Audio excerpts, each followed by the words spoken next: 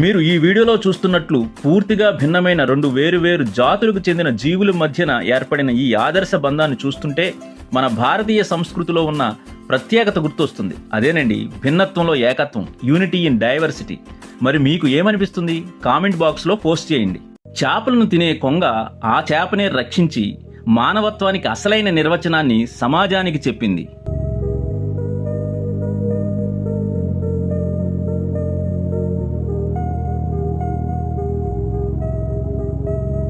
జింకలను తినే చిరుతపులి ఆ జింకతోనే స్నేహం చేసే పెద్ద మనసును కలిగి ఉన్నప్పుడు వివేకం ఉన్న మనుషుల మధ్య ఈ రక్తపాతాలెందుకు?